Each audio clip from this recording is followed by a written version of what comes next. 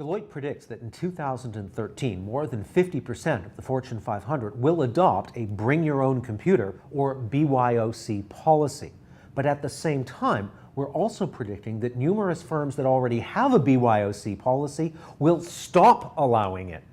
We actually have two predictions because there's two different kinds of BYOC under discussion. So for the BYOC that won't happen, what are the reasons for that? This one version of bring your own computer is not as successful as might have been thought. One firm that's had that policy for 3 or 4 years now actually has only had 25% of its employees accept this version of bring your own computer. Further, in numerous other countries, there are tax implications around this, such that a company wouldn't save any money by moving to BYOC. In fact, they'd have to spend more, and their employees would get less powerful computers as a result.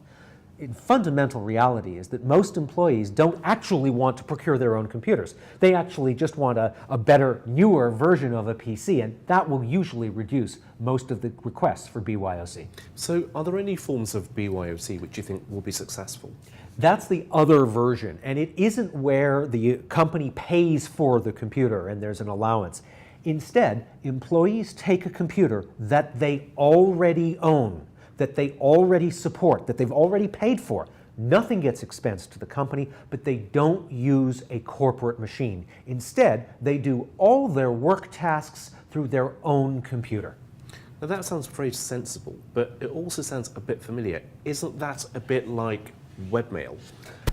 Now, if it were only the email accounts, that would not be a BYOC policy. There are lots of things we do. But what about things like conference calls online? What about collaboration tools? What about online and video training, expense submission, all these compliance or other forms of, if all of those are available in some fashion through an employee-owned, procured, and maintained machine, that is in fact a BYOC policy. And in fact, it really is. They truly are bringing their own computer. They aren't having the company pay for it. It is a personal machine. And with this type of BYOC, so which kinds of workers and which types of companies do you think this will be most applicable to, or will it be completely mainstream? It will be across a variety. Obviously, anybody who has a lot of contract workers, this is an absolutely enormous benefit. Instead of having somebody come in and having to give them a machine for only a month or two, it would be a tremendous advantage if they could just use the machine they already have.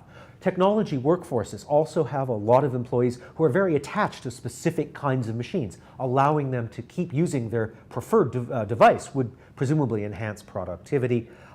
Finally, any firm that's rapidly growing or doing a lot of M&A, once again, a significant advantage to not having to worry about changing out possibly thousands of machines every time you grow fast or acquire another company. So it seems to me like we will have BYOC and we won't have BYOC. So the IT environment will become more flexible, but also more complex as well.